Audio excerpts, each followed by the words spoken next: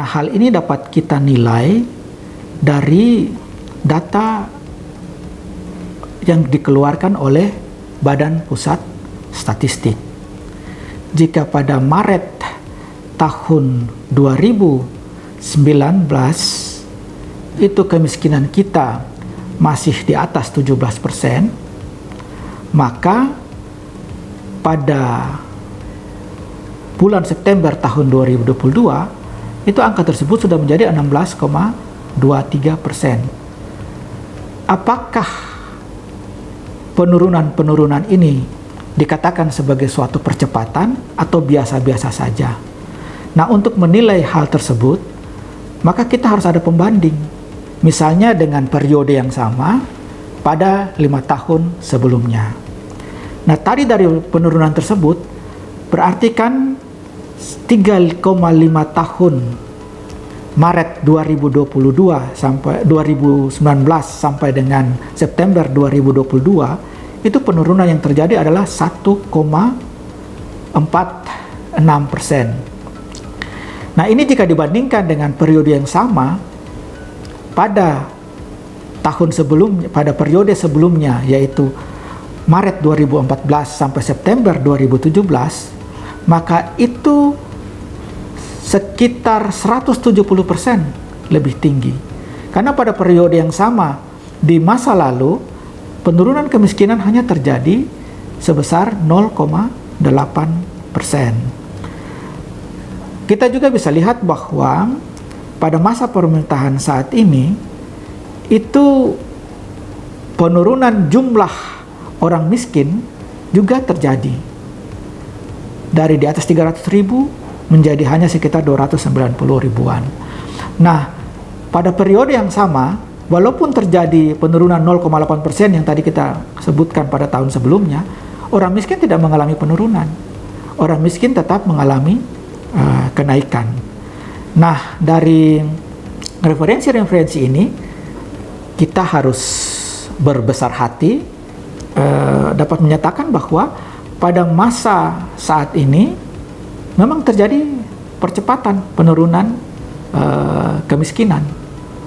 Nah, percepatan penurunan kemiskinan ini juga dapat dilihat dari semakin mendekatnya tingkat kemiskinan yang dimiliki oleh Provinsi Maluku dengan tingkat kemiskinan provinsi terdekat yang lebih rendah tingkat kemiskinannya dari Provinsi Maluku, yaitu Provinsi Gorontalo. Jika awal masa kepemimpinan ini, jarak kita dengan Provinsi Gorontalo itu lebih dari 2%. Namun, pada September tahun 2022, itu jarak tersebut hanya tinggal 0,8%. Nah, tentunya jika kecenderungan ini terus dapat kita pertahankan, maka diharapkan dalam waktu tidak lama lagi kita dapat saja menyalip atau melewati provinsi yang terdekat dengan kita, sehingga peringkat kita lebih baik dari waktu-waktu sebelumnya.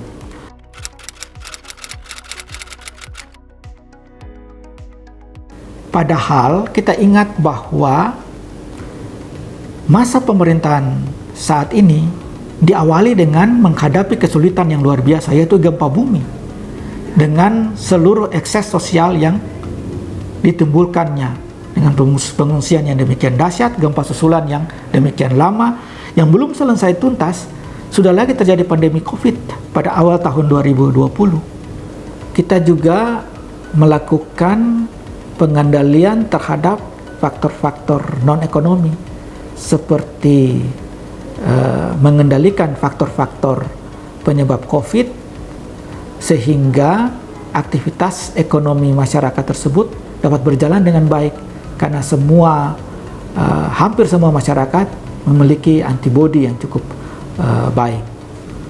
Kemudian juga pandemi COVID belum tuntas, kita sudah diperhadapkan lagi dengan instabilitas keamanan global yang memacu krisis, menaikkan tingkat inflasi, dan juga menaikkan garis kemiskinan yang terjadi sampai dengan saat ini. Nah, ini terjadi karena kita semua dapat bekerja sama, dan juga instrumen-instrumen anggaran pendapatan belanja daerah di Provinsi Maluku ditujukan untuk mengkoordinasikan berbagai sumber-sumber dana yang berasal dari pemerintah pusat, juga yang berasal dari non-pemerintah, dan juga yang bersumber dari APBD provinsi itu sendiri, sehingga kita dapat secara efektif untuk melakukan perbaikan-perbaikan terhadap tingkat kemiskinan tersebut. Contoh dari APBD Provinsi Maluku itu, sebagian besar itu ditujukan kepada Kartu Maluku Cerdas, beasiswa-beasiswa terhadap mahasiswa miskin, dan juga Kartu Maluku Sehat, sehingga masyarakat Maluku juga dapat ditanggung oleh BPJS dan lain-lain yang bersumber dari dana APBD tersebut. Dan kita juga mengembangkan sentra-sentra industri, mendorong ekspor, membuka penerbangan ke Jepang, dan juga mempermudah ekspor tersebut. Pada masa pemerintahan ini juga terjadi kenaikan investasi.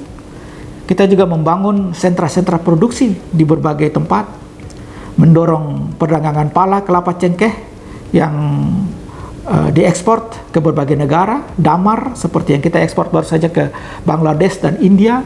Kemudian kita juga mendorong sentra produksi kelapa di Maluku Tengah, rumput laut di Maluku Tenggara, kemudian pariwisata di berbagai tempat, dan juga kita mendorong perikanan tangkap di berbagai lokasi di Provinsi Maluku. Nah, APBD ini juga kita efektifkan untuk menahan laju inflasi. Tim pengendali inflasi daerah bekerja keras untuk mengendalikan harga-harga akibat tekanan global tersebut.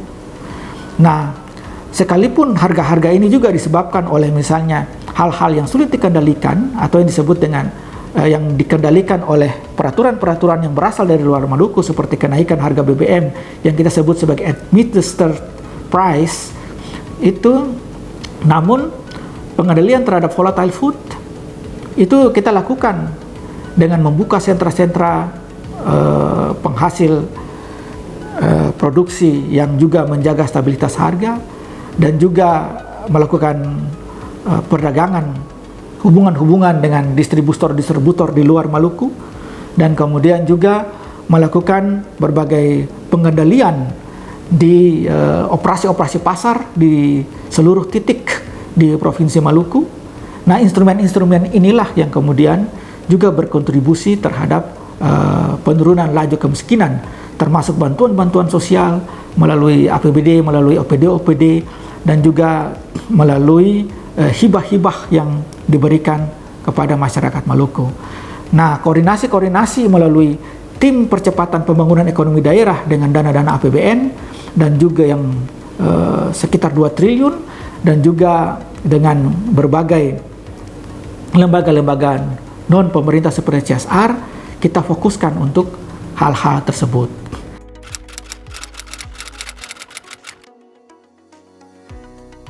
Ya, ini tidak bisa dilepas-pisahkan dari Maluku sebagai sebuah perekonomian terbuka yang berhubungan dengan nasional dan juga dengan tingkat global.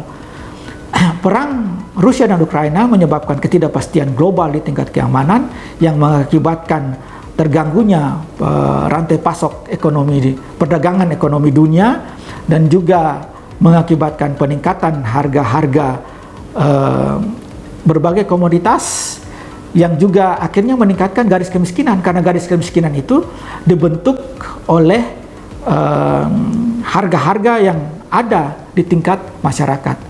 Sedangkan kriteria BPS untuk kemiskinan adalah jika dia berada di bawah garis kemiskinan, atau masyarakat yang pengeluarannya berada di bawah garis kemiskinan, itu tergolong masyarakat miskin. Jika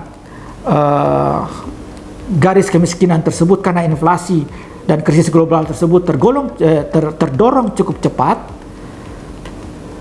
walaupun pada saat yang sama pertumbuhan ekonomi kita 6% juga meningkatkan pendapatan masyarakat, namun peningkatan garis kemiskinan yang cukup besar di seluruh dunia tersebut, di tingkat nasional dan juga di tingkat regional tersebut, mengakibatkan masyarakat yang tergolong di garis kemiskinan mengalami peningkatan tipis. Nah, hal inilah yang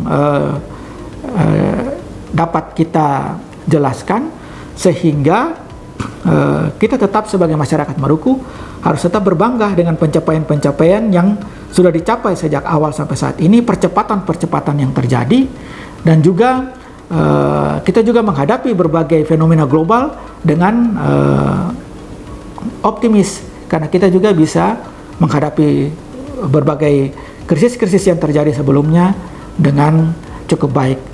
Karena itu juga kita tetap bekerja keras, dan juga Pak Gubernur selalu mengarahkan kita untuk juga turut berkoordinasi seluruh OPD-OPD menjaga stabilitas sosial dan juga mendorong ekonomi dan berbagai dampak-dampak positif yang dapat ditimbulkannya.